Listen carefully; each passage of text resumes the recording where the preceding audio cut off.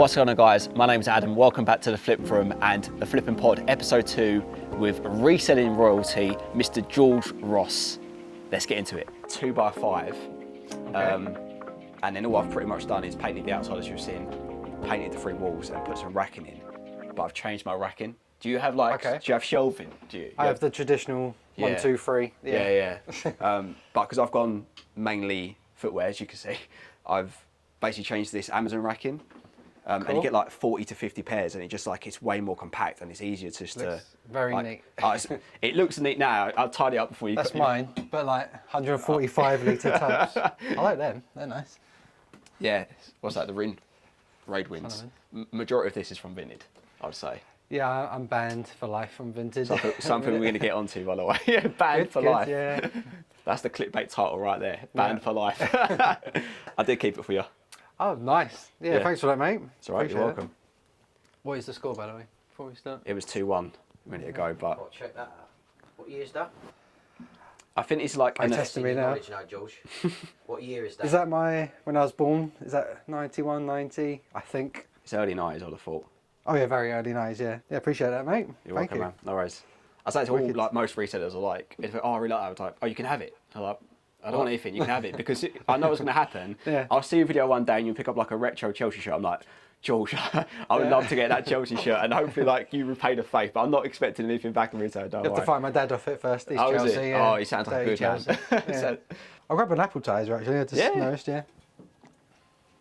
Hopefully the weather holds that, because I was a bit worried. Is that weird, by the way, when you like bump into people that you know are resellers and like you're hunting the same patch? Like, did you get it? Because I'll tell you why I say that, because when I first met you, I was obviously watching a lot of your YouTube videos, and I was like, first of all, it's a bit like, oh wow, like, oh, he's actually here for once. Like, it's a weird feeling to see someone that you've like been watching on YouTube, because I binge watched you for like 6 months to try and get as much knowledge as possible. And then I met you over Salah's Farm, I was like a bit like taken back. I was like, oh shit, like George is here. But then in my head, because I suppose I was quite new back then, in my head I was like, oh shit, I don't want to be like on the same row as him, because I was a bit worried that like we would compete. I can't say that word. Strategic. Strategic. So they're just going to be in front of me, I just skip to the next row. Yeah. And then I'm in front of you. But now I think I've done that to you actually. You said hi. I was like, oh, I see. Bye. This guy here, skipping. It's unbelievable. I do that. What I do now is I'm going to go towards like the back half of a boot sale. I used to be very regiment, start at the very beginning, up and down, and like now I just kind of start back half. But I'm not too fussed about like other people and stuff, because what I've learned is like people do pick up way different stuff. I know there's like Air Force Ones, which everyone will pick up if it's a fiver, but like there's some things you pick up and I go, all right, there's loads of like there probably is profit in that for you, but for me I'm like I wouldn't ever pick it up. Yeah, like, and probably vice versa. Depends what boot sale. There's different setups and different dealers that I know are house clearance. So it all depends. Like Sadler's, I haven't been there for a while. Yeah. Yeah, I think I might go a bit in and then start. So obviously you get your regular dealers, household stuff. Yeah. Skip them and then come back, chill out. You're looking for the single mum with the kid. My favourite is house clearance. Like, I don't mind paying up a little bit if it's quality. Yeah. But sometimes they'll sell something like, trying to think of a good example. It'd just be something random, like knives or forks, or a tablecloth, or I'll tell you one. It was a British Red Cross uniform, just a jumper. Obviously, they cleared the house out. The guy used to work for British Red Cross, but back in the 70s. Yeah. I got it for £3 and I've got it listed for like 70, 80 because it's collectible. Got many watches on it? But yeah, probably. I haven't checked recently, but yeah, as soon as I listed it, what views, watches. Yeah. But like house clearance, they obviously know the obvious stuff, but not like the niche stuff. Yeah. That's no one knows everything. That's the beauty of this game. I walk around today and there was like a coin dealer. I was like, I need to collect coins, and I do really well from it. I was like, yeah, fair play, because I would literally have no idea. I could look at a bunch of coins and go, like, I'm zero knowledge. But popular stuff like gaming, like PS3, PS4, no idea. Really? Just doesn't interest me. It used to probably. Where are we now? Probably a decade ago, or a bit before.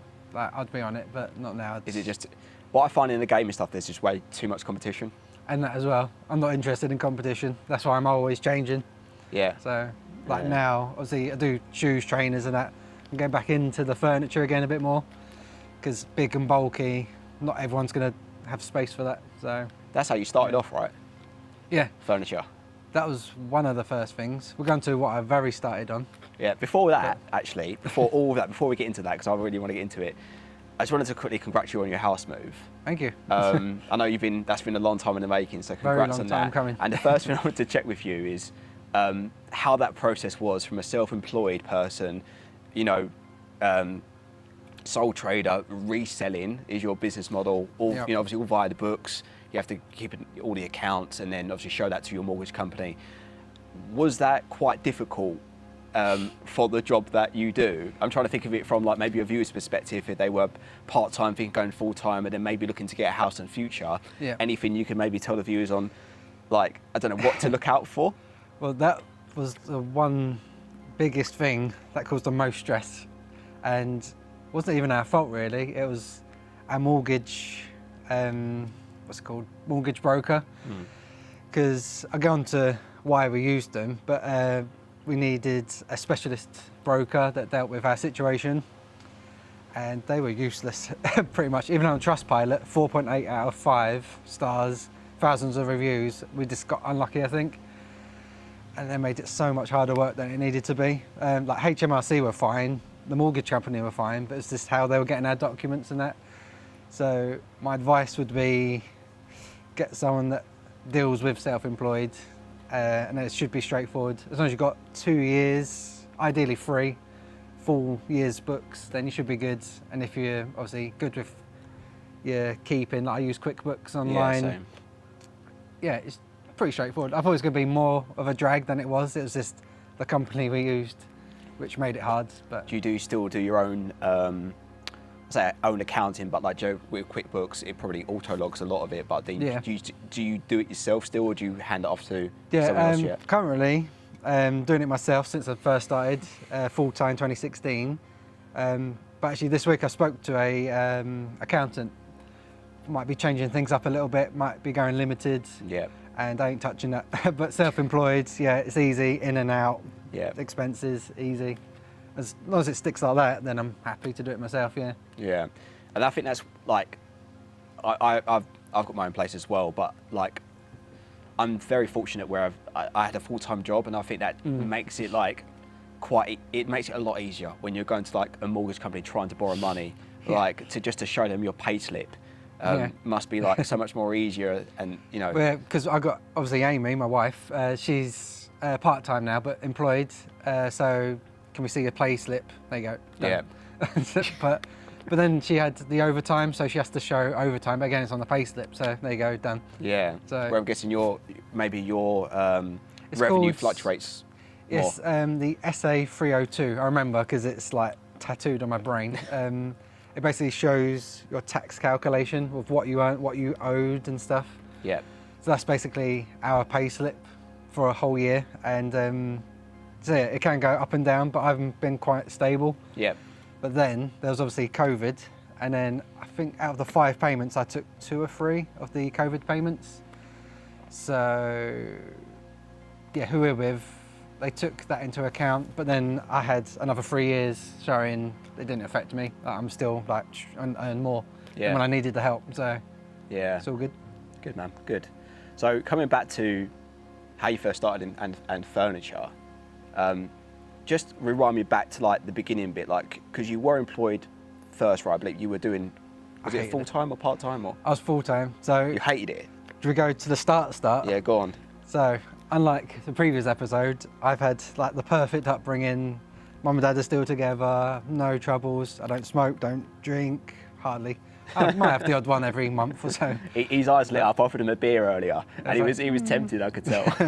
But yeah, just quite boring, you'd say, like straight living, just yeah, happy childhood. Yeah.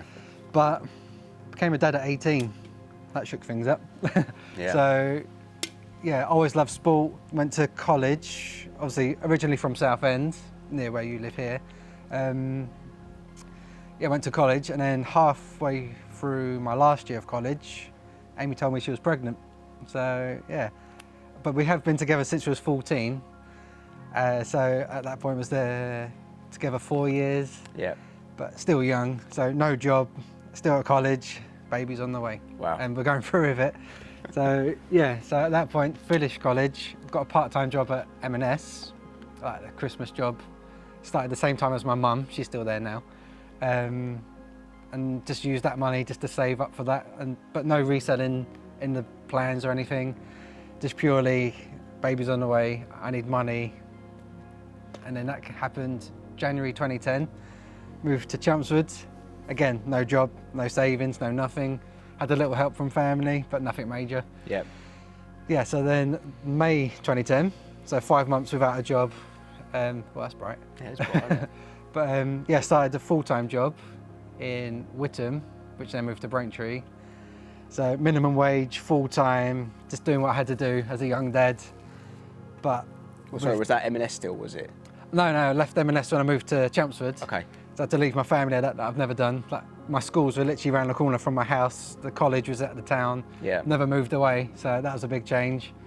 But yeah, having no money, and then you need furniture. You got a baby, nappies, and that. We soon got into debt. Obviously, I'm earning minimum wage. I hate it. It's basically getting computers in, wiping their data, and then passing it on for them to sell again. Okay. But yeah, you wasn't allowed to. I think you was allowed the water, not allowed the radio, no music. Couldn't talk for very long. Yeah, Sounds fun. it wasn't fun. But yeah, Jesus. in that time, that's when obviously the debt was building up. Our deepest debt was 16k of debt, Wow. just rolling on overdraft, credit cards. But so that's when like I need to make more money here. Played FIFA, and then this was the initial reselling bit. Do you play Ultimate Team, or have you played Ultimate Team? Yeah. Used to love it back in the day. I'm trying to think of the actual FIFA. I think it was FIFA 12 it started. I Okay. saw on eBay someone was selling their Ultimate Team. And I put together, oh, they're worth this, and this in coins. Okay. And you can sell the coins for more. So I bought this team. I think it was something stupid. Like I paid £500 on eBay for a Ultimate Team. Bloody hell. That's a lot of money.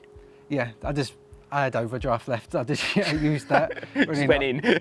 I don't recommend it. But yeah, they had like the like Player of the Year, Team of the Year. So it was all blue Ronaldo, blue Messi. Sure. If you play FIFA, you'll know. Yeah, I know. Basically, I sold all the team on FIFA. I transferred it all went through all right. So I'm £500 deep into this. Sold all the players, and then I was doing, say I had like 20 million in coins, FIFA coins. I broke them down into 100,000 bits, put them back on eBay again. Basically, I made like 800, a grand, just on that first deal. Yeah. I've never resold before. I just put two and two together, and it just snowballed from there. That's crazy. I never even thought of even doing that, because what you, No. I would have thought of literally buying a team, selling the team. But you're saying you bought a team, I sold them for the traded all the coins. tokens, Yeah, and then split the tokens as the coins. Yeah, the tokens I think it's out. like 100,000 coins for like £9.99. Obviously, no postage, or sometimes you get scammed. So people say, "Oh, I didn't receive this." So then, but it didn't happen too often. Yeah. I had so many of these coins, but yeah, that's where it started basically. And then, obviously, again, it got tricky with I didn't own what I was selling, so it's a bit iffy with eBay back then anyway. I don't know about now, but then I went to Chelmsford auction, going to charity shops, and then that's where it started. Like, okay, I like this. I like cool stuff back from the childhood again. Yeah. Like my sick days, like I was like 7, 8 years old watching Bargain Hunt on a sick day. Yeah. What's the other ones? Cash in the Attic. But all that I watched, but I didn't knew that I loved the stuff, like all old stuff, cool stuff from the 90s. But yeah, I like found like Street Sharks at the boot sale or something like that. Sold it for a bit of money, and then yeah. Did it just down. like start off very, very small then, a few items here and there from your childhood, and then Yeah. slowly just started to Yeah, it grow? literally went from the FIFA coins to toys and stuff like that to furniture. Yeah, I don't know how. that is a very random. But I think at the time, again, trying to get out of the debt we was in, we was decorating at the same time, so bought stuff like mid-century stuff that we liked, so we kept it. Yeah. Didn't quite fit or whatever, sold it. I sold for like 100 quid, I paid a tenner for this. So I like that. And then at that time, Salvage Hunters was on, like Drew Pritchard. Don't know if you heard of that. That's all Salvage mid-century stuff. Okay, yeah. So I was getting into that. I had rented a garage, like a council garage. Yeah.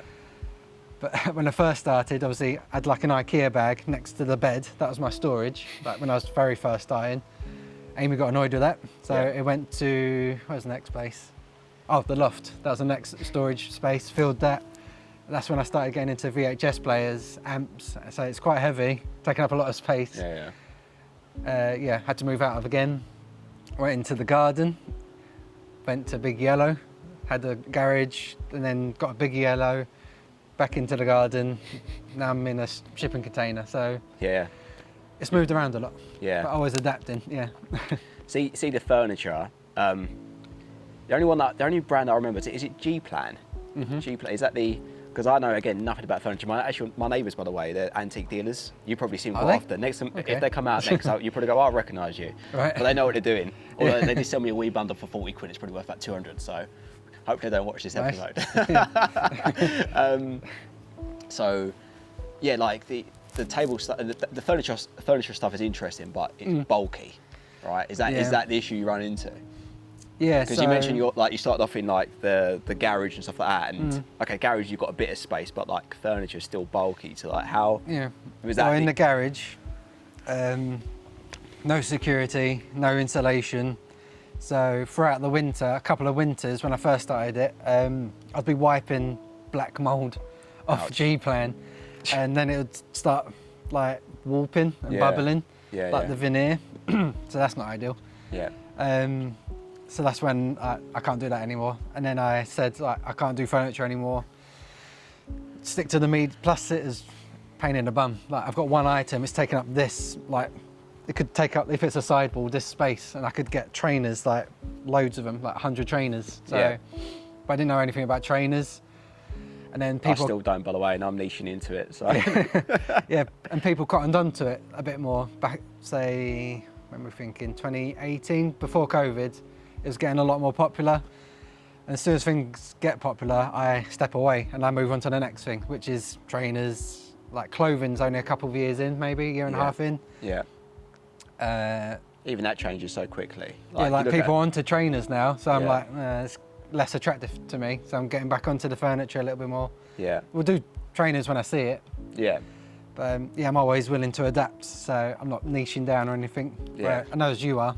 Yeah, but part-time, ideal. Yeah, I completely agree with that, by the way, because like if you're not evolving, like imagine, do you remember the Wii's back in COVID day? How much you could sell a Wii bundle for? Like £100 to £200, and they're probably worth about 40 quid now. So if you kept with that business model, you would have gone out of business very quickly now because it's I say dead. it quite a lot on my channel, but I'm pretty sure I was one of the first to sell CRT TVs. Yeah. I don't know how I got onto it, but I just realised, hang on, no one is selling postage on these CRT TVs, and if they're local collection, it's like a tenner. Yeah. So if I offer postage, what will I get? And I got like, I was getting them for free. I've just done a Facebook post on all the groups, like willing to pick them up or offer money. Like maybe I was spending a tenner on like a Sony Trinitron that you can get 150 quid for. And the coolest sale actually came from one of them. I picked up a free one because like Matsui, literally around the corner to me, sold it to PewDiePie, the YouTuber. Really? Yeah. Rick, crop in here because this is about to be clickbait heaven. This Clickbait, is. yeah. You've sold something to PewDiePie. Yeah, and it appeared in his videos for a while. Again, I'm probably about 2018, 19. Yeah. If you look at him when he was in Brighton, there's a Cube TV. How did you notice him? Because you saw his It name came and up address? Felix, Oh, that's whatever his name is. Yeah, okay. Brighton, and I Google Earthed it, bit of stalking. I put a little note in, and I never, he never responded to me. Yeah. So that, I'm pretty sure I recognise the name. Like It's too much of a coincidence. eBay was PayPal then, and it came like Felix, whatever his name is. Yeah. I was like, I recognise that name, like Brighton, like, oh. Yeah, yeah. Then like 2 months later, like, oh, there it was in the background. Yeah, yeah. And that cost me nothing. Literally, I didn't even drive there, so no petrol. Yeah. I think I was doing a school run, picked it up, it was like a little 14-incher. I think he bought it for $89.99 plus postage. So 100 quid from PewDiePie, which is quite cool. This shows you can literally make money from nothing in this game. Yeah, and then obviously people then cotton onto it, like, oh, they're selling it, and then they're still worth decent money, but you have to be more particular with them because they're big and bulky. Yeah, that I would never go near one because the packing is, it must just be a nightmare. Like, I'd be so paranoid packing it, and before I niched into trainers, the main reason I niched into trainers is because if you were to go into my cabin about a year ago, the amount of boxes you would have seen. Yeah, it just I've got my box pile, yeah. It just wasn't it just was, I don't know, just annoying me too much. And the amount of time it took me to pack a VHS player, which I hate you for, because you got me into VHS players. And I picked up one today for £1. I picked it up, Sony I'll give Smart you a Engine. You can have it. I sold it. I picked it up and I was like, it looked nice and clean first of all. And I was like, how much is it? I'm going to go, please say £10. Please, because I can put it back down, please. I know the feeling. £1. I was like, for fuck's sake. I can't say no. I was like, oh, I'm going to have to pay you now. So I gave her £1. I literally took it. I was like, oh man, I'm going to have to go and sell this now. But it's because I've got I can't help myself. Two things like that. Like, I don't know why I even asked. Like, how much is that? I'm just curious. Yeah. I was like, oh, I don't know, like 2 quid. Like, oh, come on. Yeah, exactly. Say 20 now. I can say no. Yeah, I almost wanted to give me a higher price. I can just say, good, no, see you later. Yeah, I know the feeling. Yeah, it's awful. But yeah, CRT TVs, it's actually easier than you might think. Like on Facebook, I look up for moving boxes. So they're nice and square, slot it in, then just paper or cardboard all the way around, tape it up and it's done. Yeah. So that's actually a lot easier than a VHS player because they're quite, like, you can't really get that type of box unless you know a source. Yeah, it's And I quite. don't know it in a minute, so I have to cut them down. Yeah, I was doing Frankenstein boxes and stuff like that. Yeah, So. TVs, moving box, straight in, padding, done. Yeah. What courier are you going to use for that? Normally, 9 times out of 10, parcel force. And when I lived in Chelmsford, we have a depot.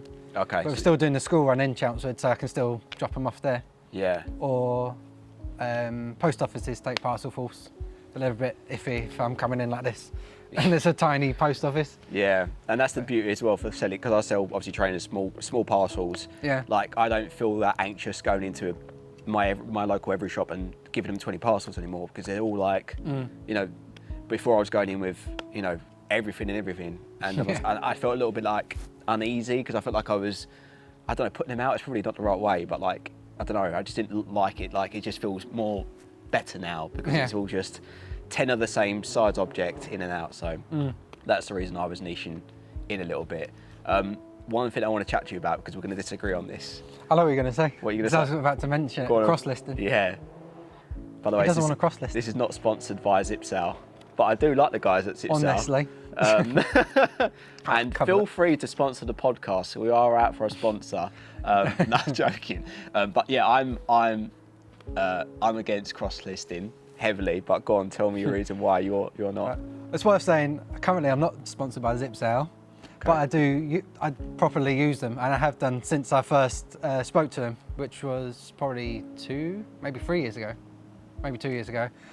Even yesterday morning I was cross-listing on ZipSale, and yeah, I couldn't recommend it enough. Whereas I see it. What are you cross-listing? What type of items? So, if we're saying ZipSale specifically, I don't know if there's any competitors, but I'll stick with what I know. Yeah.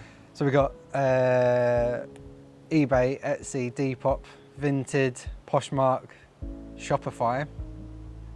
Have I said them all? Facebook? Did I say Facebook? So 7 or 8. Get in touch if we've missed one. Yeah, sorry. And I always. But like, what item are you cross-listing on those? Like. Yeah, so when I go through it, when I'm listing, I do trainers. I focus on that. So we're going eBay. When I was on Vinted, I'm banned now for life. So eBay, Vinted, Depop. I just try and Facebook, getting quite successful, especially smart shoes, like Paul Smith smart shoes. Okay. They would seem to sell on Facebook, like no fees, people pick them up or pay me bank transfer. And then like vintage stuff, eBay, Etsy, Facebook. What else do I sell? It's mainly, clothes, shoes. You sell some typewriters, because I think you mentioned before that you sell some of those on Again, Etsy. vintage, that would be eBay, Etsy, Facebook. Yeah. So yeah, at least 3. And then trainers is the most, like clothing. So yeah, that's at least 4 or 5. So the reason why and I get why you do it, because maybe you can get a quicker sale. I agree with that, because you're spreading your eggs. If you put that typewriter on all those 3 platforms, someone might sit on one platform first and buy it. I completely get that model. But what I don't like, how much of your revenue percentage-wise comes from eBay compared to those other platforms, would you say, at a guess? Yeah, I'd say eBay's probably, 75%, I'd say, from the reselling, not YouTube. So 75%, so do you not, this is my focus, is like that typewriter or that pair of trainers would have sold on eBay. Yeah. Maybe not for the exact price, but they would have sold on eBay. That's probably 99% of the time. It may have taken another month, 2 months, 6 months, but I think it would have sold on eBay currently. Now we're going to get onto where maybe eBay's going, and it might be raining in a minute, so you may see a change of background, but hold up. Where was I going with that? So it would have sold eventually, so why not use that? I know it takes seconds, 10, 30 seconds to cross list, but why not use that to simply list another item onto the same platform? My thought process is, until you're maybe doing 6 figures consistently on a single platform, then maybe understand of then adding on a second. But until you can master one, I can't understand the thought process of trying to then juggle 4 or 5. Yeah, Have I converted you? Yeah. Does it? I don't want to word it this way, because I love them, but I don't trust eBay or big corporations. So if I do everything on eBay and they say, no, we don't give you sales today, we'll turn the tap off a bit, I want to minimize that as much as I can. So yeah, not that I don't trust eBay, I won't word that. I say I don't want to give them all the power over my business, so I don't want to spread my eggs. So say, what am I saying? So like Depop, they might tinker with their algorithm, and then suddenly push, I'll get 4 sales in a day on Depop. Like right now, it's gone a bit quiet, and I'm selling mostly on eBay. And then suddenly something will trigger, and I'm selling on Depop, and then selling on Etsy. I suddenly get a couple of sales. And also, after talking to an accountant today, which was quite interesting, with VAT especially, eBay don't see 85k turnover. They don't know the specific amount, but there is an amount that triggers it, and you have to have a VAT number, otherwise eBay say no more.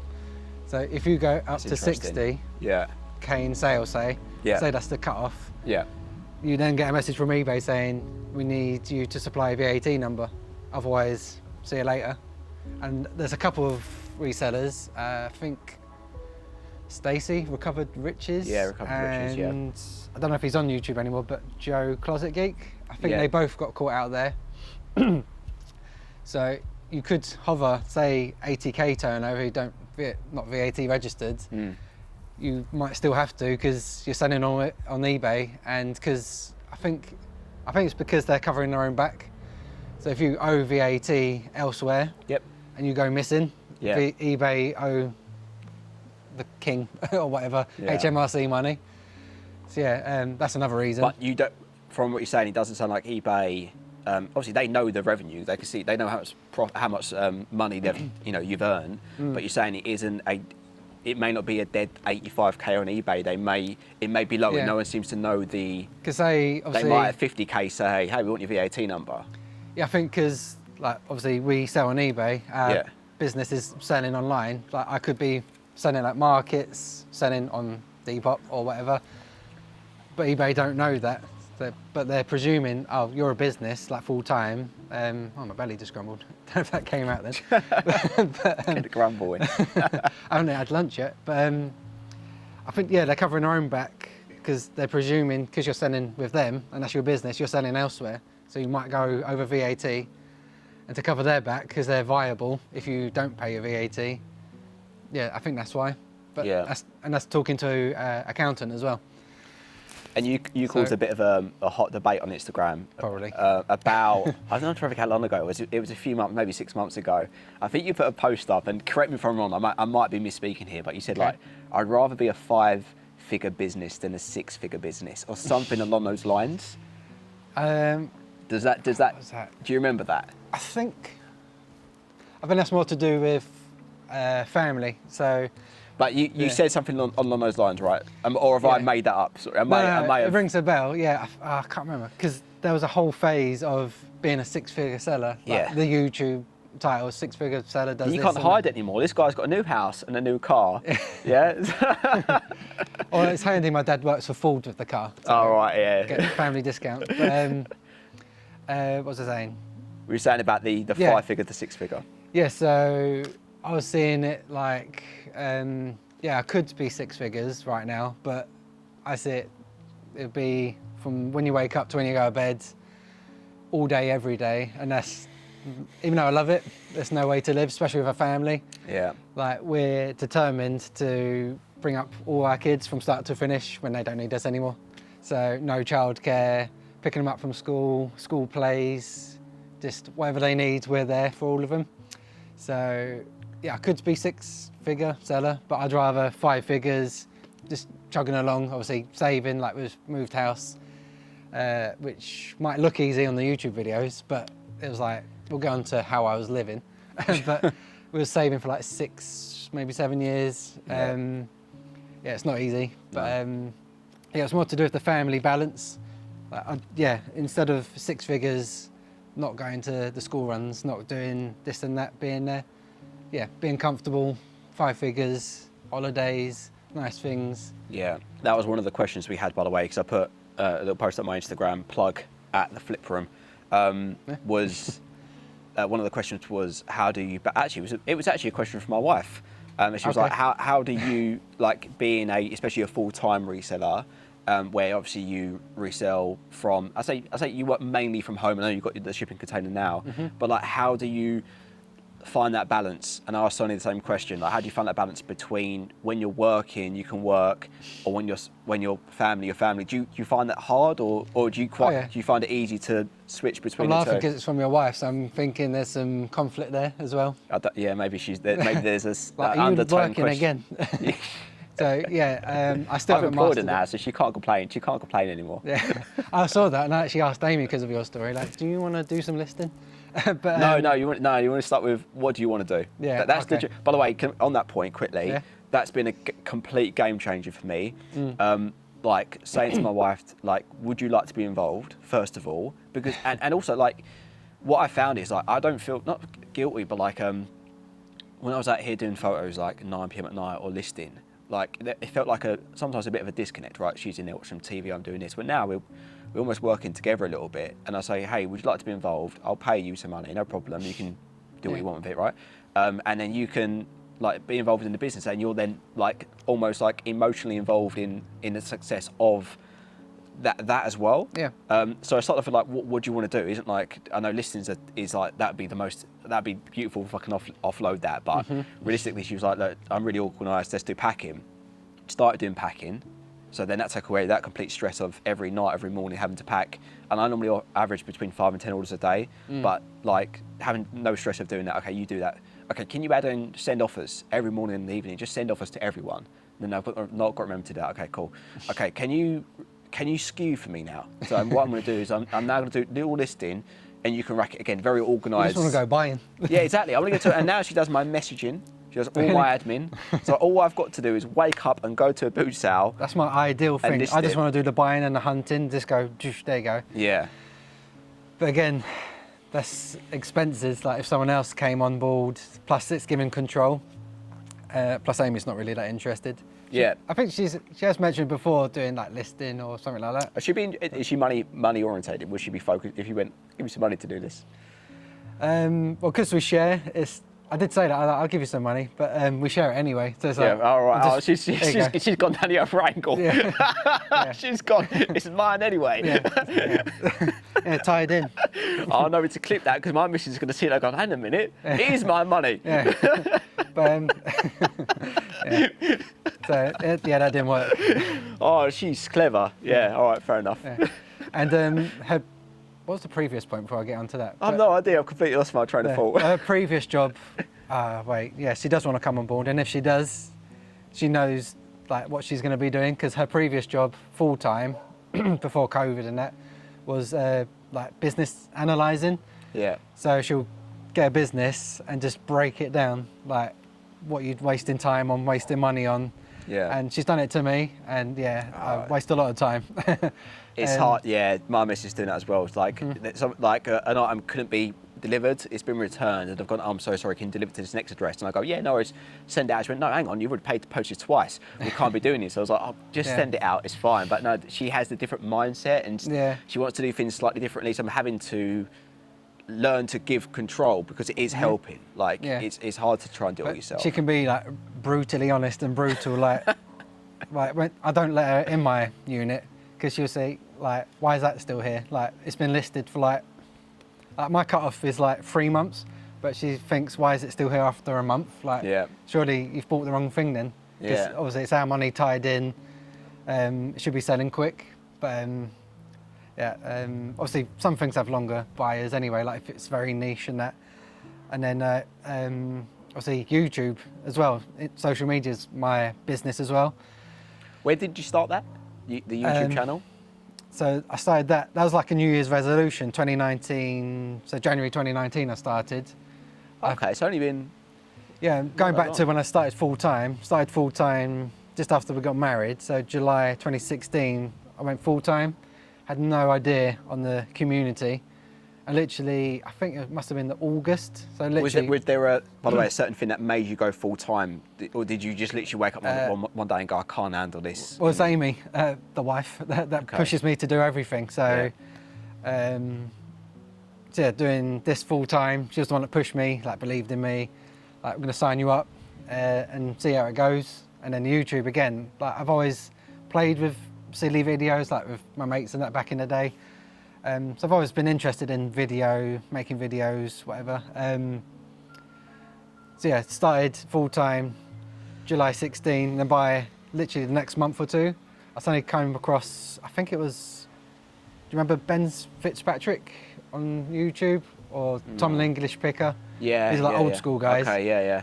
I was like, hang on, that's exactly what I do. And they were selling like generic stuff, like shoes, trainers, toys, that I thought were worthless, because I was selling like eBay auctions and stuff mostly. Okay. I was like, how is this like toy worth $18.99 when I thought it was worth nothing? Yeah. And it just went bang. And I was all in the Facebook groups, Instagram, watching all the YouTube videos. So I reckon I can do this myself. But this is like a couple of years, like I'm always procrastinating, is that the word? Yeah. So yeah, January 2019, again, she pushed me, like, just give it a go. And I did, and it just went really well. What was the first video, do you remember? Yeah, it was really awkward. It was just basically introducing me, who I am. Just went around a few charity shops, and then went to my storage unit, and that was sort of it, really. But I've only sort of got used to me and my voice in the past year and a half or so. I always hate my voice and that. But yeah, went on to that, and then it went on to, like, obviously I had the GoPro. I was watching the Americans go to yard sales. So I thought, take it to a boot sale. I don't think anyone else had done it before me. Don't quote me on that, but I'm pretty sure. Exclusive. So if anyone here had done it before George, please leave that in the comments. Because how So many I saw people some do of that is going, absolutely not. I've done this back in 2015 before GoPro was even a thing. And I took it, because I know there'd be someone out there going, that was me, I've done it first. Off the top of my mind right now, I'm pretty sure no one in the UK had done it. Yeah. So I was the one that started I think that Ricky trend. Resells that there. He always says he invents something back in the day, with like some cart trolley things. It was like, I've come up with this idea. I was like, cool, you did. But I think also I was the first one to do proper editing. So before it was this sort of webcam of phone and then just cut it, fill in the blanks. Yeah. Whereas I started sort of I started like on-screen graphics, music, a bit more modern sort of thing. I think that's why I'd done so well at the very start. Sort of something a bit fresh and new. Then I took the GoPro to the boot sale, and now, how many people do that now? Like, obviously, Is that what exploded, George? Because you're one of the bigger, what I see anyway. I'm sure there's some others like Nick Hills and stuff, but you're one of the bigger reselling niched YouTube channels out there. In our little world, I'm one of the higher end, not higher end. Higher end. Here we go. The truth is coming out. Low rent. New house, new car, higher end. We've got them all. With subscriber counts, I mean. Yeah, no, I know that. Yeah, I'm pretty unique. I'm pretty unique. Yeah, and it helped. I got in quite early. There's still some doing it, but I started like a bit more cleaner cut videos, taking the GoPro out here, there, and everywhere. Yeah. So I got in early with that bit, and then obviously if you're starting now, obviously there's so much competition, so you can't just do a bit of editing, take it to the boot sale and do really well. Yeah. So you need something a bit different like this. Like not many people do this. Yeah, I was quite conscious with a podcast. Again, not people do podcasts, but I wanted to be quite reselling niched and focused. Hence why, you know, yourself, Sonny, we've got a few others coming up. And I wanted to do it in this format where it was face to face, because a lot of people have done it on StreamYard and video, and I get that because it's just easier. And I know this is a bit of a commit. Thank you for coming down and having a chat face, because I feel like you can get more out of a conversation, and hopefully the audience can take more away from it. That's really the ultimate reason behind going down this professional route.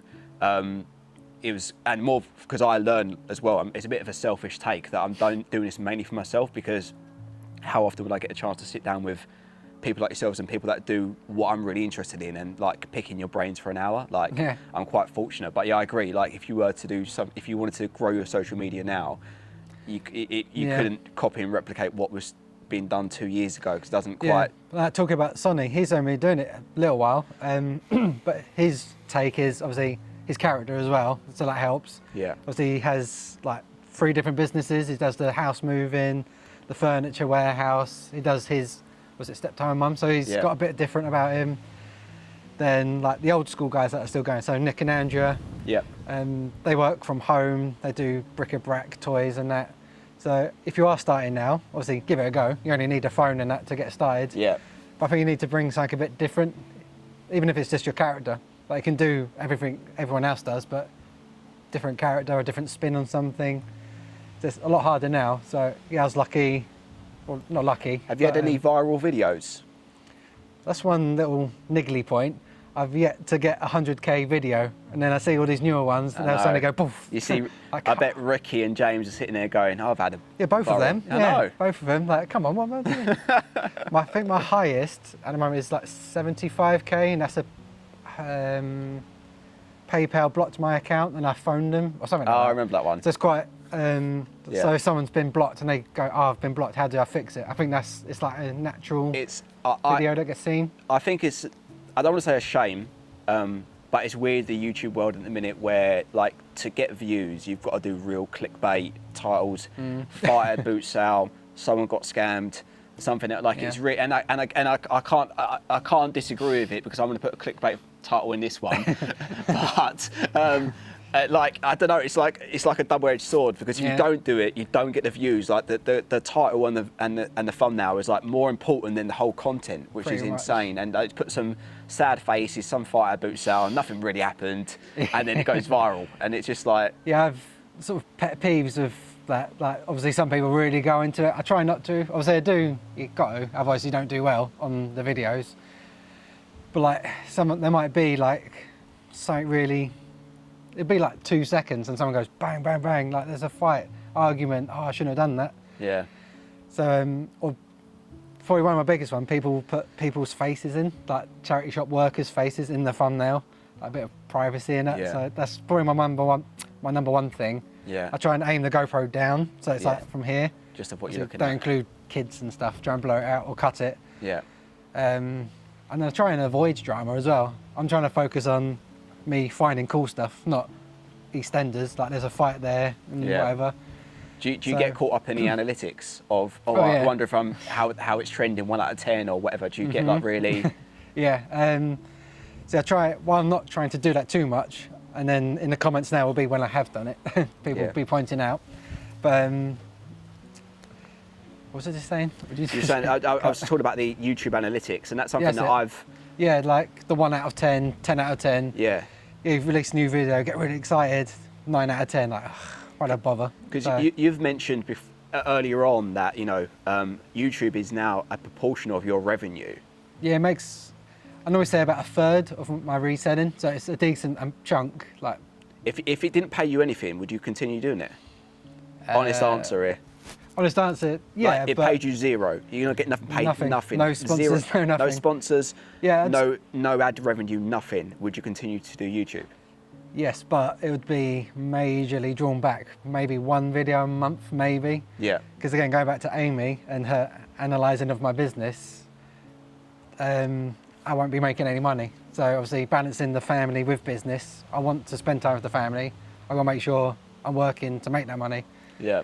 So if I was doing this and not earning nothing, then it's not a good balance. So technically yes, but technically no. It'd just be whenever I've got the free time. Yeah. Was there a year, or is it continued organic growth, or was there a year like 2020, like 2021 lockdown and explode, like it really had like an exploded kind of subscriber count, or has it just with been? my channel? Yeah, like I said, I haven't really had a boom, like viral video that suddenly goes 100,000 and then nothing really. Yeah. I get sort of natural flow, so yeah, I'd say it's natural. I haven't really gone dush and it's suddenly. There hasn't been like one video that took you like. Yeah, I've you noticed get if the one odd does ones, a bit better than normal, like you get, oh, I've got 100 in a day.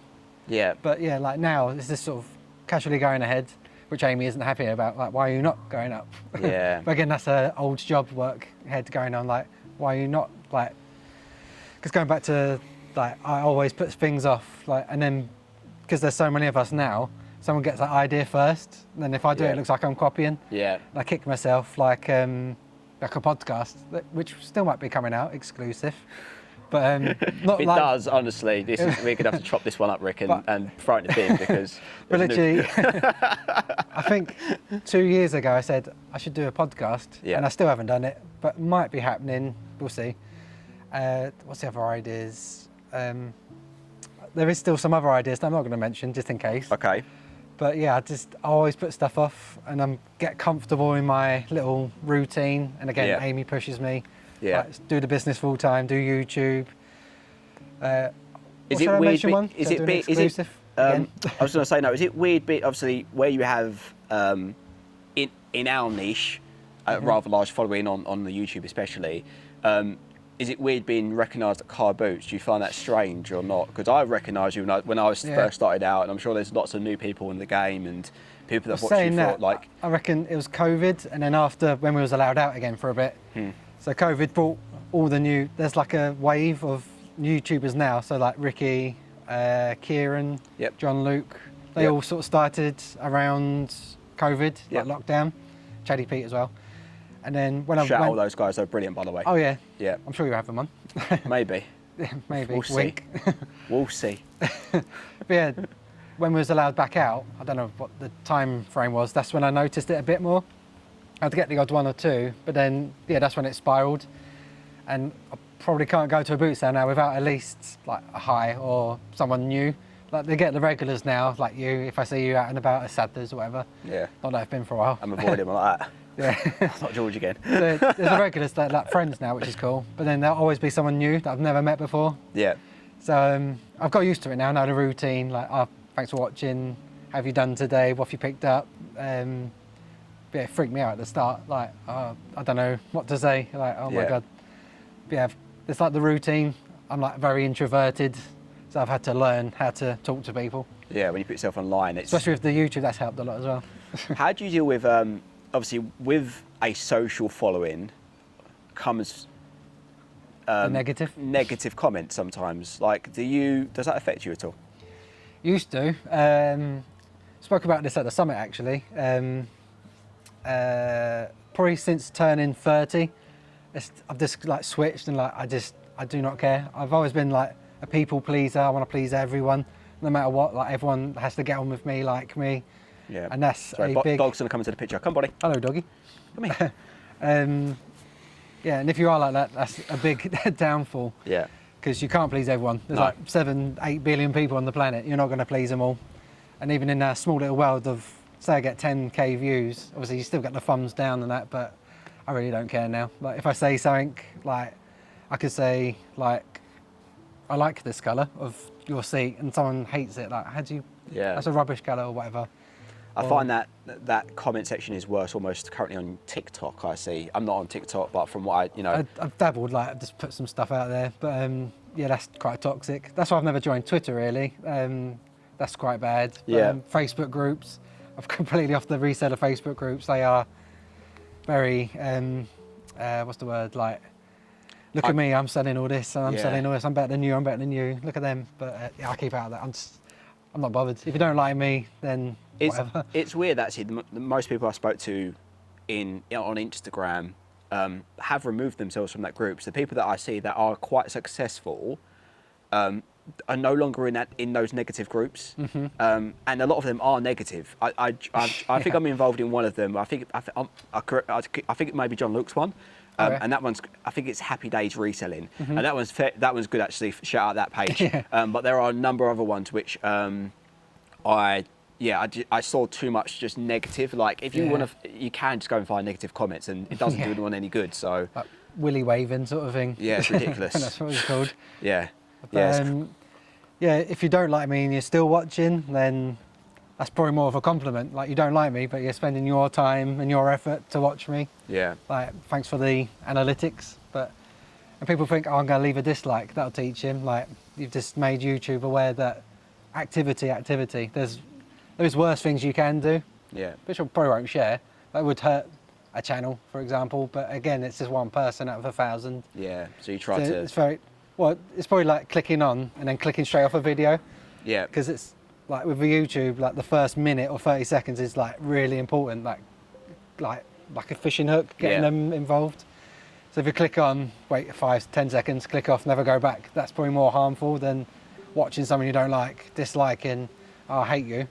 There you go. So any haters out there, there you go. 5 seconds and log off. And then just log off. But again, YouTube are always playing with their algorithms and stuff. But then if you did do that 5-second thing and go back, YouTube are like, oh, you've gone back again. So you do like it. Yeah. So I don't know. I'm in my head. I'm in a constant battle with YouTube. I could do this whole thing just about the YouTube side. Man. So like, I'm unfortunate with the podcast. I made a decision, and a bit like you made a resolution. I made a birthday resolution. The first one was done around my birthday.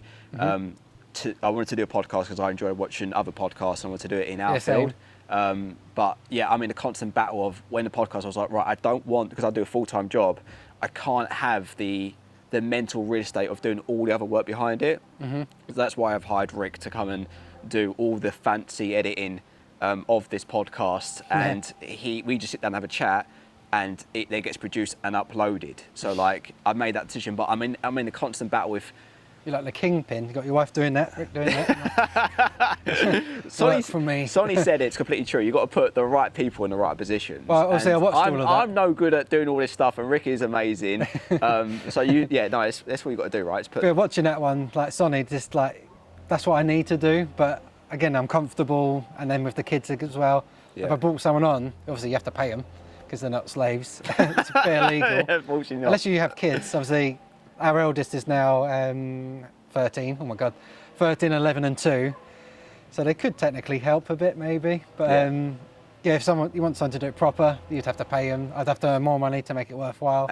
Do VAT and then like, cash talks. You start waving some £50 in people and then go, you do some packing and I'll pay you, whatever per week. What we'll see. One thing I want to come back to is you mentioned not putting all your eggs in eBay's basket. You kind of do want to put. At the moment, I do that, and at times it feels like I work from eBay part-time. That's the only way I can describe it. That's another reason, yeah. So just talk me through that kind of methodology in your head again, that you don't want to give eBay like all your... So the reason I don't get on with being employed, I don't know how I was fired. I've naturally left my job I was talking about earlier. But I need to work for myself, do my own thing. I'm very stubborn. But if I'm just listing on eBay and that's it, and then they change a rule, and I don't like that rule, it's very hard for me. I'm very, like I said, stubborn. Yeah. If I think something's right and they want me to change something different, then I find it hard to change.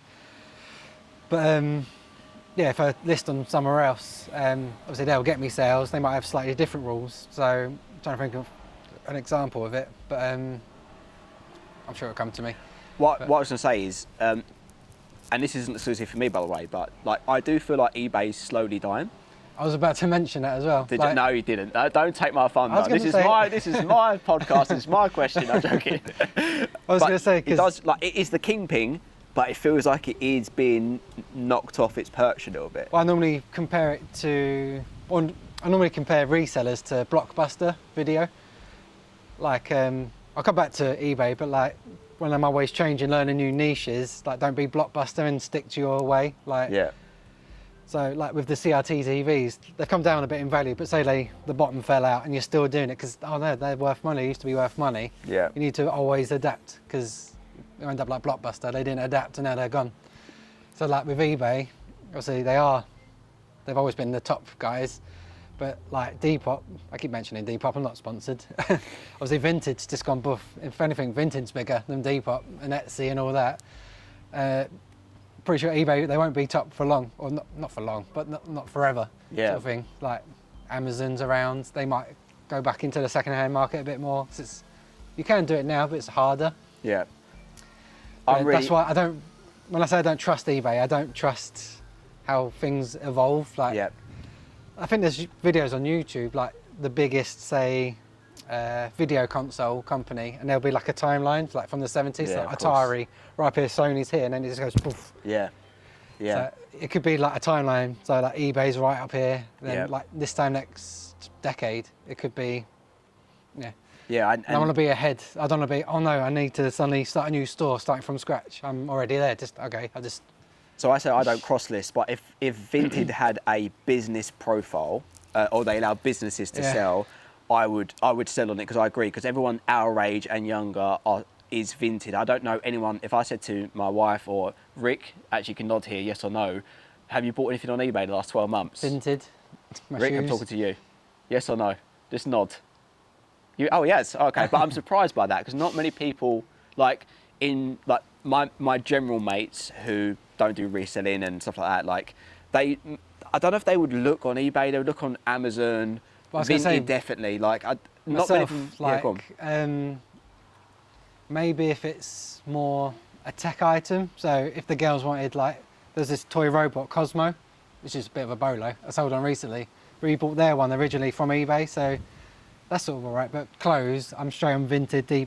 I was on Vinted, Depop, just marketplace, charity shops. Yeah, eBay, I don't put in the top 3 when Yeah. I'm shopping myself, and going, not just me, like family. So my sister, if she sold her wardrobe bits, again, Vinted, Depop. My mum, when she wants to sell like her old sofa, Facebook. She Yeah. did do eBay. It was confusing. Like, Yeah. like you can get scammed.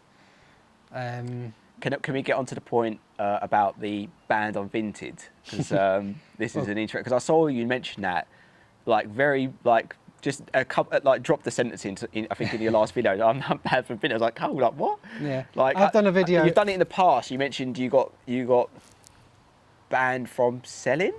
Yeah, it was like a 7-day ban, and that Okay. was my last chance. Like, you get 3 chances and you're out, sort of thing. Yeah. So that video was just, I've been suspended for 7 days, and now it's Sure. back on again. Yeah. But I'm permanently banned now because so you're only allowed 2 accounts anyway. I tried to open another account and stupidly used my own name and they linked it. But yeah, you're not allowed to be a business on there, and I don't get it. But if they allowed businesses, they're going to do even better. They're doing good now. Plus, there's businesses on there anyway. Yeah, I see. So, That's what's strange to me because sometimes I come across profiles with like 2,000-3,000 reviews. I'm like, you're a business. There's there's no way. I've got 2,000 items upstairs. Yeah. So I'm not. Yeah, I'm permanently banned as well, apparently. So it's because I had 2 accounts and selling as a business. Yeah. And Yeah. I've tried to get it back. I've given up now. But there's other ways of getting an account. Like, Yeah. And I understand that. Amy people- still got her account, for example, and I just used hers, or Yeah. she can use hers with my stuff if Vinted are watching. And that's the reason why I don't cross. I think that comes back to my core reason why I don't cross list onto Vinted is because I don't want any headache of wake up in the morning going, my account's been banned. Like, and with Vinted, you are playing against the rules. I know it's a great platform, but the way I think is like, there's a chance I wake up and I'm looking at my phone going, I could get an email any minute that I've been banned. Where with eBay, How about if you get banned on eBay, which Well, has happened to people? that I've yeah, known. but have they been banned because they're selling new items which they can't, like a large quantity of new items which they can't produce an invoice for? Do you know of anyone that's been banned for selling It's quite pre-owned used I items? say high profile, but try to name him or not? I don't know. Well, I can Daniel name him now Refinement? and then you cut it out. Joe Closet Geek. Okay. Yeah, no. To be fair, he put it on his YouTube and stuff like that. So I don't say that. I don't think that's a secret. He put it on his YouTube So channel. Closet Geek, okay, we'll name it Closet then. Geek, yeah. So I don't know what he's doing now. He's just removed from everything, but he was doing really well. He was 6-figure, like grafting away, doing really good. I've got like VAT registered and that, because I know he was going through all that process. So yeah, VAT and everything, like quite a headache. But then, as far as I know, his account's been banned because I think it's to do with the furniture side of it, because it's not tracked. Yeah. So eBay can't see that he owns the item. He sent it and they've got it successfully.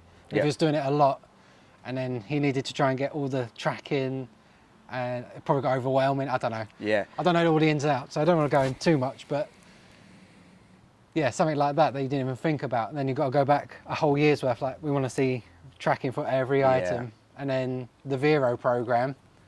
So you could list something, you have no idea. In fact, there's someone else I know, I won't name him because he's not on YouTube or anything, but he lost his account forever, like that, because, what was it? I want to get it right. I think it was Tetris in America was basically suing any seller that sold this specific thing that they didn't officially license, even though it looks like it. There was a list of like 20 sellers on Amazon and eBay. Yeah. He was one of them. He sold one thing from a boot sale that looked official from Tetris, a lamp. Yeah. And it was literally a legal letter from a lawyer from a court in America, and that was it. eBay had to shut him down because eBay might get sued. And that would have been a pre-owned And he item. was, I don't know if he was VAT registered, but that was his full-time gig. Yeah. He's got it back now, but he literally had to phone and email this American lawyer to talk to Tetris to say, I sell second-hand stuff. I had like no intention of buying it new to sell it. Because normally when you get a Vero, it's like I've had the one before in a Bayern Munich shirt randomly. Exactly. I think a few football clubs and stuff like that, but they've just basically delisted my item and said you can't sell that. I've never been then like kind of said, oh, you cannot sell anything else for the next, like I've never been suspended. Yeah. Like for that reason, but So I don't know. Maybe you make a good. That's another reason. I never thought of that use case. That was actually. probably a year ago now, because I was in a group chat at the time, so that scared me. Yeah. So it's more, again, going back to don't trust eBay. It's not eBay themselves, because I love it. Yep. Same. It's just them little things that sometimes they can't even control. They're just covering their own back, like the VAT thing. They want to get your VAT bill. Yeah. They don't want to get your legal letters. Yeah. So if you got other shops and the worst did happen, just pick them up and do something else. So yeah, it's more of a safety net as well as sales algorithms. So yeah. Again, if you're part-time though, then it's ideal. So yeah, I must say, like, it does feel like I'm playing the best of both worlds at the minute of having a fixed regular job with a fixed income, and then like this is a bit of a side hustle, a bit of a play around, and it's just what I enjoy doing. But I don't have that mental stress of I need this business to earn X amount, where I'm guessing for you it's your job, your livelihood, and it pays all your bills, right? So you... Yeah, so going back to the new house, new car thing, not rolling in it. I know. It took 6-7 years of saving, and where we did live, like, so Amy was the full-time earner. I was looking after the kids. So I was doing eBay where I could. Then Amy wanted to do the mum thing because she was working, and we had a swap basically. So I was for again about a year and a half. It was my income, and that was it. That was very stressful because of the COVID as well.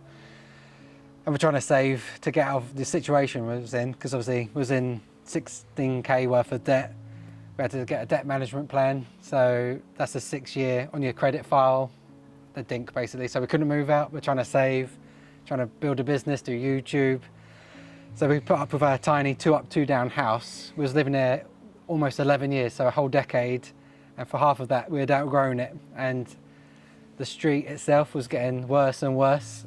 Like, I could probably, if you named a crime, I saw it or was witnessing it. And obviously, trying to bring out my family, they saw it.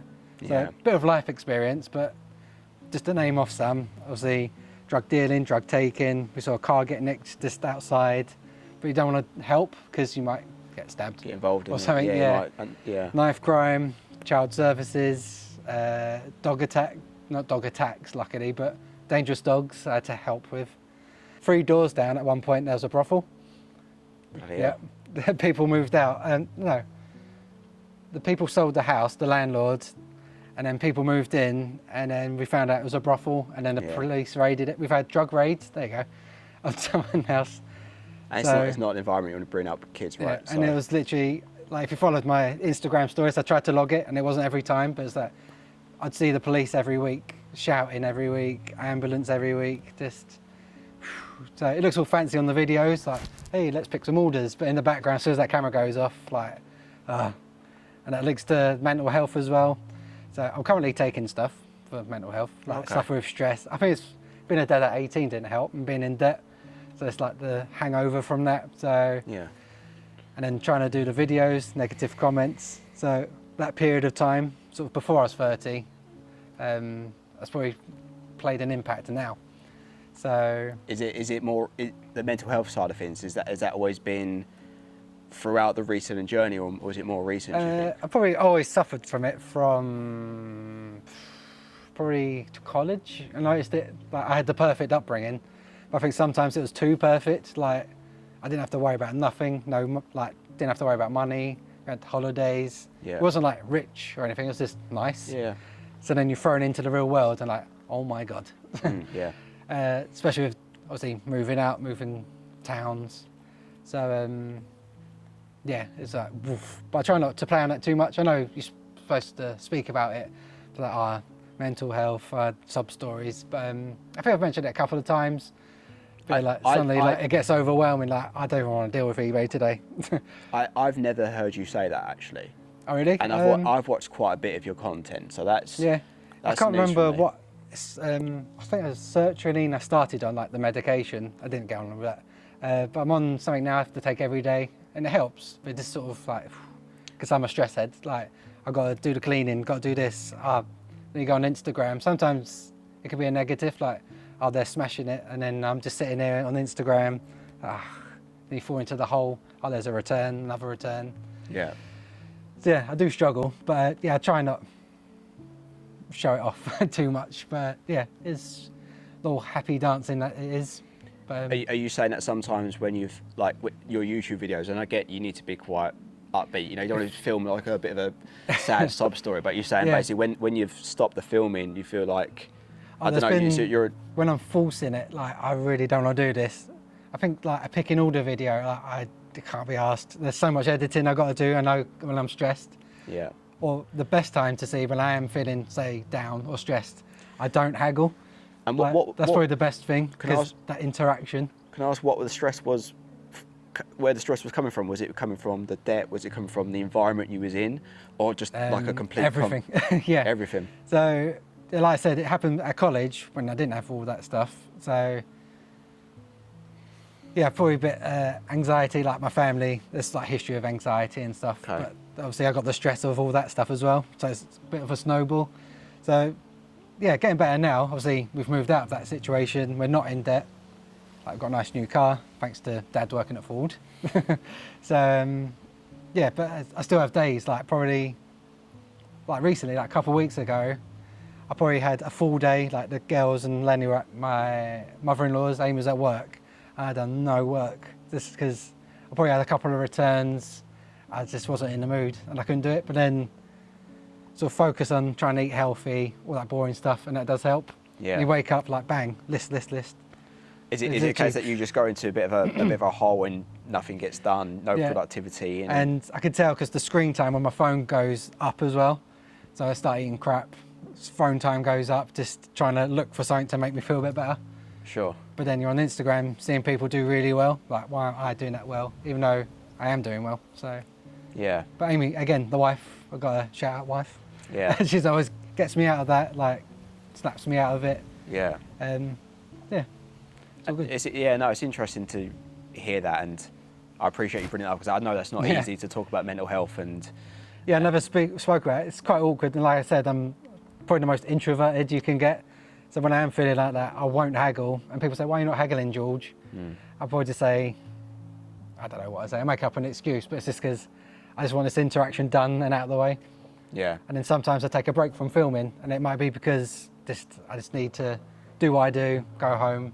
Yeah. Yeah. Yeah. So Sort of balancing it again. It's all balance. yeah, it's a lot on your plate when you're. Yeah. I can imagine there was a lot going on. So No, I appreciate you having a chat about that. Really. That's all good. One thing I want to speak about next is obviously you mentioned the 16 grand debt. So was it reselling that completely got you out of that? I'd say 50-50. Amy was working at the time, she had a really good job, and then that's when I started the full-time reselling. Yeah. So again, joint effort, me and Amy, been together since we was 14, we've been through all this stuff, which is really cool. Obviously, started off well, obviously had no stresses, debt went down, now we've got a new house, so we've been on a journey together, so we've always done stuff together, like when I said about paying Amy, we always share, so yeah. So it's like a team effort. Can I ask, and it may be completely unrelated, but like since you're now out of there and stuff like that, like do you find that that's helped with the mental health element, or not really? Is it not linked to? Basically from moving out, so 2010 to we got on a debt management plan. Again, when we got married, just after we got married, so 6 years of stressful waking up, like have I got enough money, and what's going out this time, like. How much in my overdraft am I after I've been paid for my job? Yeah, that took its toll. But then, got the debt management plan, which basically takes all your debts, just makes it one payment, and you don't get interest, you don't get any bailiff letters. And you pay back what you owed. So we could have wiped it all off, but we wanted to pay back what we owe, like a bit of, like I can't think of the word. I know what you're saying. It's like it's like, do you know when like you made a bed, you need to lie in it, kind of thing. That sort of thing. Yeah. Like we felt like we had to give back our money to these companies because it was our fault, sort of thing. Yeah. But so yeah, that was a big relief. And then debt free. In fact, it was this month. It fell off our credit file, so we're back at excellent credit, no debt. So yeah, 6 years debt free. So and that's helped. But then there's the whole other stress of we lived on the horrible road. Yeah, which we're now out of. Only the past couple of months we've moved, which has helped. But good. Is there? Where do you see this going in the next 5 years? Do you think you'll continue doing? I know you're going to evolve and change what you sell, but in 5 years, do you still think I'll be making YouTube videos and I'm going to be 75% of the stuff will be on eBay, or do you completely think you're going a different direction? What do you think? Funny you say that. Amy actually said that literally last week. Was talking about it. Obviously, now we've moved. What's the plan? Again, her old job. What's the plan going forward? And I think, especially in the next 3 years, at least 2-3 years, consistency. So I kept dipping in and out of YouTube a little bit, like it'll be a month and suddenly there's no video, or like listing on eBay. It'll be a week, I haven't listed nothing. Yeah. And then your sales, you see it. Yeah. So I just want to focus on being consistent while Lenny's still young, he goes to school or whatever. Again, going back to family balance, I want to see them all grow up. But I also need to pay the mortgage now. So I want to consistently list 5 a day at least, hopefully 10 a day, 1 to 2 videos a week. So that's my sole goal for now. But then looking forward, out of reselling and YouTube, the one that could pop off and change our lives, like, so you can get fancy cars, like instead of a Ford, it's a BMW or whatever. Then YouTube's probably more likely to pop off. So like all it takes is a video, like we see like 100k, what if that one video gets 1 million, and then suddenly I've earned 10k like money in a month from ad revenue. Yeah. But then again, once the kids grow up, I can focus on reselling. I could get a warehouse, then that could improve. So yeah. Sort of seeing how we are after the consistency. Kids grow up, done that bit, and then so there's a rough plan but a loose plan. If you wasn't reselling, oh god, I've got no skills.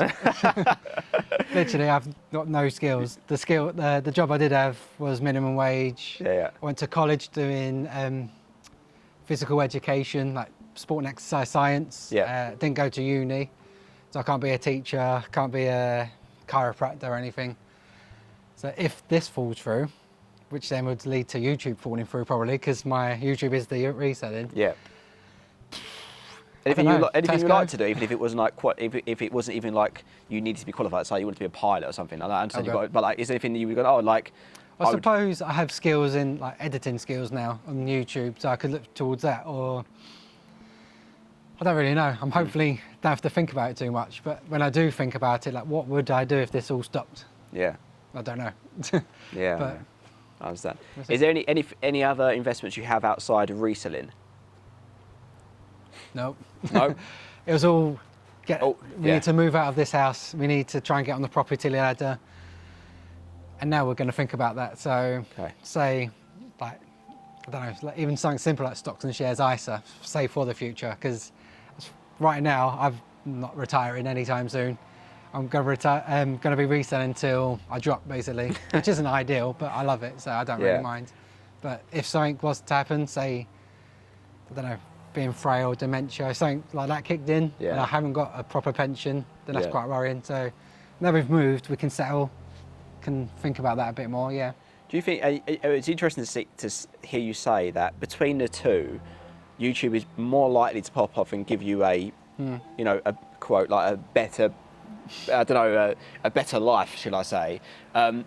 So do you think, as like maybe as a one-man band reselling, because there's only so many hours in a day? Yeah. Is there a, like, I'm gonna ask every guest this, but do you think there's a limit you could earn as a, you know, one-man band going around car boots, charity shops, retail, online arbitrage, retail arbitrage, like all the kind of the ways that most people source, that we source? No YouTube or just reselling, you mean? Just say reselling, like, and I'm not saying employing anyone, so just simply you and maybe someone helps like what I've got on the side a little bit, but like, what, is there a cap?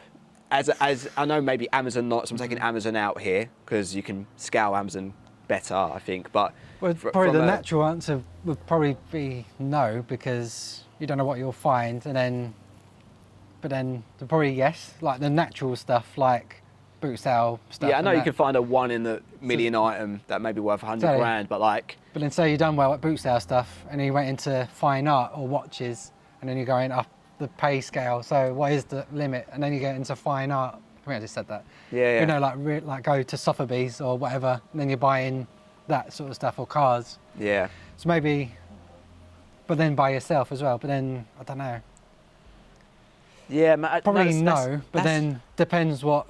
Yeah, layer. no, you're right. There's probably layers like boot sale is here, probably VAT 100k maybe, or whatever. Yeah. Then the next stop or the next step probably like cars maybe, fine, antiques. Yeah. I don't know. No, you're right. If Depends. I went, you know, I've always thought of it as selling trainers and clothing, right? But let's say if I was going to all of a sudden shift my business and start selling luxury watches, Yeah. then absolutely you could take that revenue way higher because And one do it item's yourself worth... because it's watches and they're worth high value. Yeah, so... The trainers, you probably, like you've already got your wife on board. Yeah, I know, So I you're know not you can doing it by find some rare yourself, trainers and like, I understand that. I'm just trying to think of it from a, you know, a general bread and butter, walking around boot sales every Saturday, Sunday and selling it on eBay. Do you do video games still? So we'll get a niche we both don't really do. Say video games. Yeah, niche in that. yeah. What's the most you could do by yourself? Again, you could probably, it's one of those ones because you could find something, yes, but like on average, like, Yeah. you could probably do six figures, probably, but I can't see someone doing more than that. And I say that because, unless you find that one very rare item, there's only so many hours in a day you can go and find something and physically go and sell it. Yeah. And you're doing all the handling. That's the bit, that's the time process. And that's why I've niched, because it's the time process. Like reselling influencers that sort of say about, basically the aim is to make as much money as possible. So, and it's sort of a like similar business model. It's buying clothing in bulk, list it as much as you can, as quick as you can, and then they're suddenly making all this money. But then again, back to me, the balance, like I want to see my family as much as I can, bring them up on all that.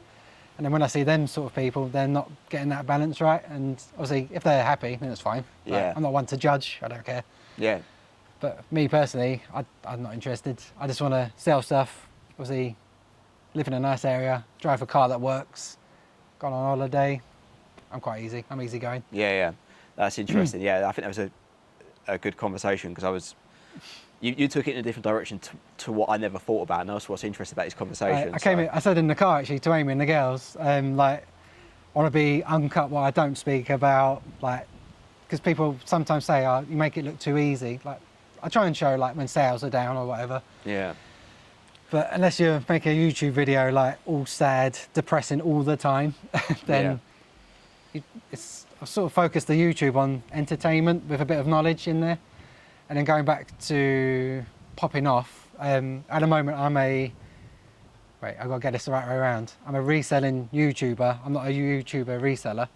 So in America, like they have popped off, and their main income by a long way is YouTube. So they have to do reselling to make the YouTube.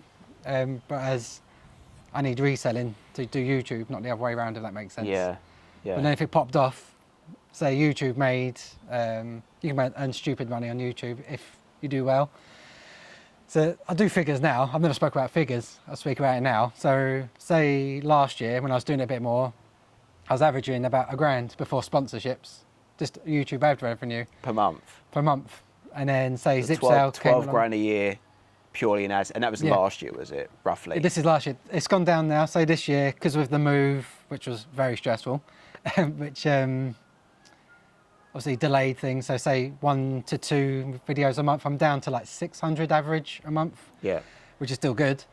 But that's just putting YouTube videos out, and then you get sponsorships. So if there's a little sponsor in, I get 200-300 quid for that. Just a little 2-minute thing people can skip past. Yeah.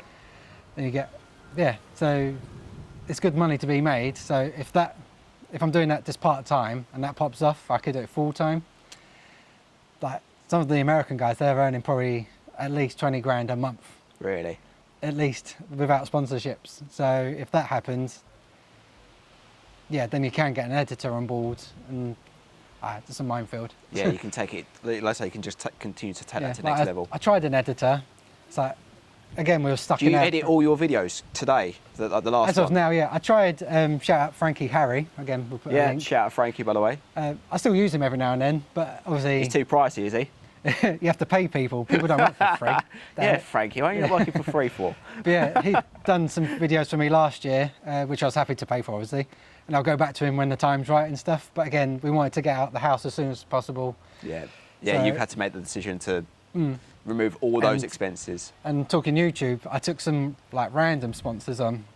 Obviously, people get a bit disgruntled. Like I had done one for Was it the Christmas one? It was a game. I was The thinking, game. what on earth are you...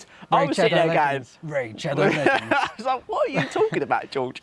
Well, But I know, was- yeah, go on. was it 90 seconds? A little clip. People can skip past it. Like just skip past it. Yeah.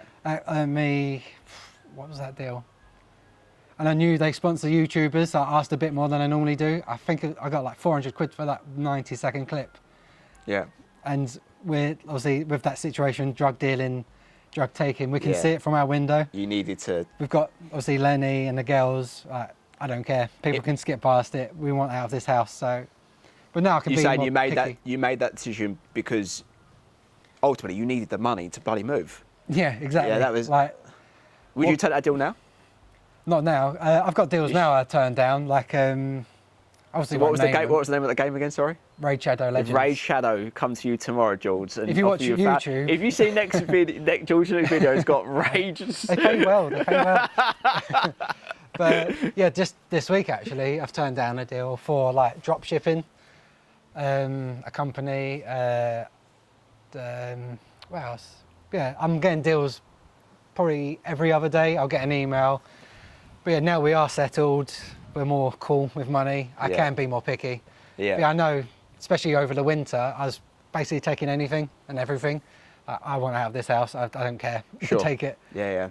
But yeah. Was it hard for you to still do that then? Oh, I hate it. I don't play games. I haven't had a console since... When did Yeah. Xbox One come out? The first month that came out? Yeah. I got rid of it. So 2013. I haven't had a console for a decade. I don't care about gaming. Yeah. So, And I was doing a game. I knew that was awkward, but needs must. I want out. So, and you can skip past it. So, Yeah. No, I understand. yeah, going forward, if it matches the channel, like it's a packaging, zip sale. Was Zip Sale wasn't a one-off? It was like a It's an ongoing deal. Ongoing deal, yeah. I talked to the creator now, or the director. Yeah. So if they come to me, like they've got a new feature, want me to promote it, like, do you want to do this, George? Come up with some ideas, and yeah, Yeah. and I'm happy to because I use it. Yeah, So- absolutely. And by the way, I've spoken to the Zip Sale creators or owners. Oh, and yeah. They do seem good guys, that is simply just my methodology that I don't cross-sell. But if you do want to sponsor the podcast... Then I will cross-sell. No, I'm joking. That's good. Can we move on to some Instagram questions? Yeah, Is of course. that cool, yeah? We may have answered a few of them, but we'll get into it.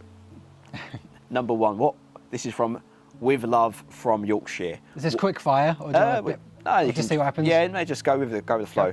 What keeps you motivated? Family, because if I don't sell, we don't keep the roof over our head. Plus, obviously the YouTube, like seeing the analytics, like, oh, your subscribers have gone up 12% this month. So yeah, I like analytics and stuff like that, and yeah, just finding that cool stuff really. So I went a month because obviously again we've moved, very expensive. I couldn't go out to boot sales and that hurt a lot. I want the thrill of the hunt. So probably the biggest thing, obviously family and just the thrill of the hunt is what keeps me going. This is an exclusive for George, by the way. When you upload a boot sale video, I can't watch the actual footage of you going around the boot sale because I get so FOMO of missing out, going, oh my God, I've missed this, I missed that. I have to skip it to the very, so you've probably lost out on a bit of revenue there, George, so I apologise. It's the watch time, you need 100% watch time. But I skip it to the end where you just do the recap. Yeah. Because I get such FOMO of like, oh man, I can't watch it because I know you've been out there and I've not been out there, so it's just a bit of a weird one. But do you find it hard waking up to get up to a boot sale? Yeah, I don't get up very easy. Do you not? Like especially Dirty Dunton. I think you can get up at like 4 to get there for 5. And you're still in a queue. Yeah, I can't do that. Yeah. What was my alarm? I just went to my first one in a month on Wednesday, 5:15. Was that Mark's take, was it? Yeah. Yeah. Yeah, it's a struggle. Yeah. But again, as soon as I'm up, like thrill of the hunt, what am I going to find this time? Do you think you need, one thing I've been thinking about quite a bit recently, and it's nice now, I go to a boot sale, and I've never been in the position where I need stock because I've got a full-time job, fortunately for me, but I now source from other places, so now I'm going to a boot sale with very much like, oh, it'd be great to find something, but I'm not pressured. Yeah. Do you feel pressured when you go around boot sales to like I have to not so much from the YouTube perspective to find for a video, but like more for like I need to make money for my family, so I need to get up and find stuff. Like, does that? I used to, but since talking to a lot more people, like making more like boot sale friends, reselling. Yeah. I know there's that much stuff out there. There is enough to go around. Like, yeah. One of the most negative things I hear is, oh, you're sharing what you do. Why are you doing that? Everyone's going to do it now. But I'm still finding stuff and I'm doing better and better each year. Yeah. And so is everyone else, improving everyone's life. So yeah, if I go to a boot sale and I don't find much, I get annoyed, but it's more the fact that I haven't found anything cool, not the fact that the bills don't get paid, because like I was addicted to Vinted. Like, I made a lot of money from Vinted, just buying from there. Charity shops I still do well because I niche in a lot of areas. So yeah, charity shops is shoes, clothes. Boot sales is more the electronics or cool vintage stuff. Yeah. So because I am adaptable and I learn more, I can go to different places like auctions. I could get, I don't know, auctions offer so much. Yeah. So you don't feel the pressure to go to a boot sale and have to find your maybe weekly... if it's been a couple of weeks and I found nothing in anywhere. Yeah. Then yeah, but I'm always finding stuff. Yeah. So and there's so much to go around. Like I actually think that, and this is, people sometimes message me. I think that's the easiest bit. It is easy. I know that's a weird thing to say. The easiest thing is finding it. The hardest bit for me is processing it all. Yeah. Like you can go out and find deals all day, every day. Like, it might take some time, and I get told off because I keep buying too much. Yeah, but like there's plenty to go around. It's the processing of the stock which takes time. The people that stress about it, like, why are you sharing? Don't share that. It's because they are being a bit of a blockbuster. They are niching. Like, I'm buying that, and that's all I'm doing. Yeah. I'm not adaptable. So, yeah. Yeah, interesting. Next question comes from Monty Resells. Your highest profit item from this year? From this year? Mm-hmm. Oh God. Oh my God, this year's been a blur. I'm trying to think. One of the standout ones, might not be the highest one, but it was the coolest, was the camcorder from Back to the Future. Yeah, yeah. That was my midweek boot sale. Like, I had a theme, like my midweek boot sale, because I have to get back for the school run. How did you know that? 'Cause by the way, I would have walked straight past that and gone, that's worthless. So how the hell did you know? I've had it twice before, so I've had the hat trick now. And the first time I bought it was a complete accident. That was at auction. I just thought it was a cool vintage camcorder. Yeah. I think I won it for like 20 quid, maybe, plus fees. Yeah. I thought, oh, I'll get like 60 quid. And then researching it, like, oh, Back to the Future. I was the model they used. So past knowledge helped. Yeah. So if I'd probably approach it like, oh, it's just a cool camcorder. But because I know what it is now, I could pay, if they're asking 50 quid, like I'd be like, oh, screw that. But now I know it's from there. Yeah. So it's just, knowledge. The Yeah. longer you do it, the more you learn, sort of thing. course. So How much you pay for that one again? Remind me. I was random. It was £19 because she Yeah, was you asking 20. got I think a I pound offered. off. Yeah, I offered 15. So I take £1 off 19, and then it sold for 195 or 185, and it went to Iceland on the Iceland, wow. global shipping program. So Oh, big must up eBay. Yeah. There you Big go. up eBay. I Big do up trust eBay. you. If you want to sponsor the podcast, eBay, Yeah. please reach out. Yeah. Next up, we've got Josh Luck 95. By the way, shout out Josh. He bought a few pins from the store. When did you know it was right time to give up employment and go full-time self-employed reselling? That's a tricky one for me to answer personally because I was doing it part-time with like being a full-time parent, and then I naturally had to get a full-time job because Maisie, our second, went to went to just normal school. So it was either like get a job at Tesco or just go full-time. I wasn't gonna lose either way. Yeah.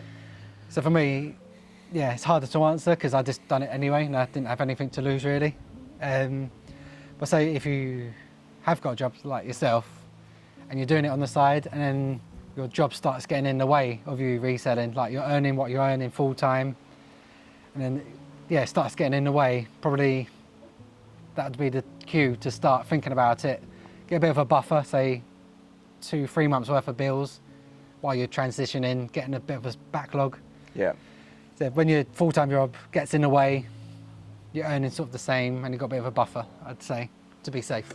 Yeah, no, I agree. I think it's when, like you say, when it's like, if you've got a passion for it, a passion, it doesn't have to be reselling, but like if you have a passion for what you do as a creator. I'd say don't rush it as well, like you said. Yeah, take your time.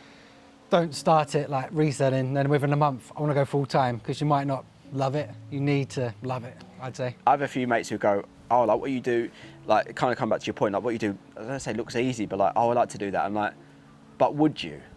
But would you really? Would you like, at 9 p.m. going to your garage and taking photos, and then the next morning going to the Raw Mail? Do you really want to do that? I could probably name maybe a dozen for like family, friends, whatever. Seeing what I do, because obviously YouTube, giving it a go. They see that glamour, that 10-minute clip of you putting out a cool little video. Yeah, and they've bought stuff and then sold it, but then it's keep doing it, and in the volume you need. And so, yeah, it takes a special kind of person to do it full time or properly part time like yourself. It's a job at the end of the day. It's not. It's a job. It's not easy. It's not a money-making Bitcoin machine that you sit back, relax, and you find a few bits at the boot sale, and all of a sudden it's automatically sold and you've not done anything. Like, I think people just forget the work that goes into it. Yeah, like classic is just returns. Like they come along like buses. They literally do. You have none for like 2 months, and bang, you got 2 and 3. And they're not worth 20 quid. They're £100 football boots. I've had recently. Yeah. Someone bought some from I think they were like 16-year-old football boots. Yeah. Sold them for 110. Their son played in them, like fully scrapping about. Bearing in mind they're quite old, and they've returned them because there's a bit of glue coming apart and that. Not like collecting them, displaying them, not respecting them. But you have to return them. You have to give them their money back. Yeah, it's so hard. There's stuff like that. By the way, I've got something that has worked for me this past year. So, by the way, shout out to George doing this podcast with the sun in his eyes the whole 2 hours. I'm known for my sunglasses. As soon as the sun comes out, I left them in the car. And Amy's got the car. You should have gone and got your sunglasses, but we're wrapping up. I don't suit hats. I look stupid. so do I. Can I borrow your hat? Go on. I look like a delivery person when I wear hats. Doesn't suit me. What was I saying? I was saying about Rick. Do you remember? Rick doesn't remember.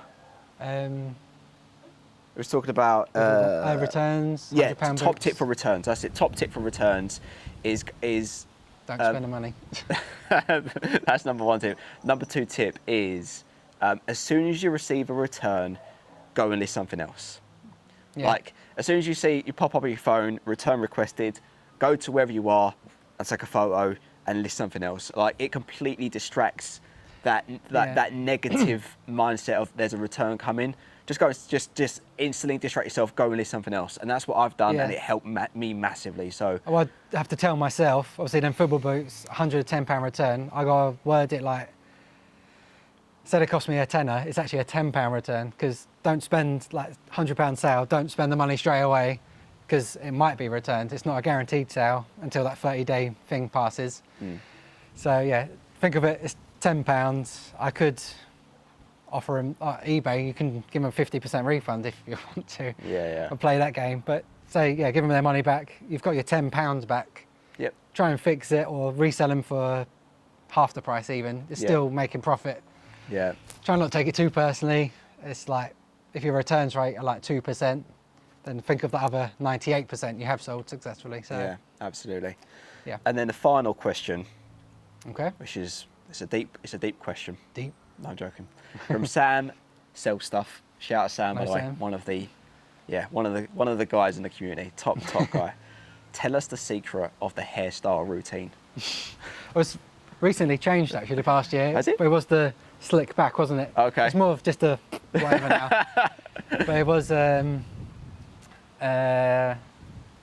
so what is it? It's a one back and sides. Yeah. On top, bit of texture. This is what all the kids are going to go and get now, by the Yeah. way. Everyone going to their barber going, can I have the George Ross one back and side with Wet the hair, get the product out from the day before, or shower, whatever. yeah. Hair dryer. That's and then it. a bit of what's it I use now? I can't remember. But it's like just clay. Yeah, VO5 clay. Bit of- Yeah, that's it. But the slick back has fully gone. It's more down It's and more- like that. more to bit the more side. of a dad hair Dad now. look at my dad bod, hair. dad hair. Unbelievable. Yeah. Ease. Thanks for coming on the podcast, man. I really Appreciate it. Thanks, Yeah. man. Appreciate it. Now, Cheers, man. we need to film the intro. Yeah. So we had a chat about this. Ooh. George was like, by the way, keep this on, Rick, if you want. He Yeah. was like, when we could do the intro, we had a little break halfway through. I was like, he was like, I'm glad you didn't do I the see what intro. you've done. Yeah, a little behind the scenes view. We don't actually film the intro at the intro point. We do it at the Good. very end. So that's a little.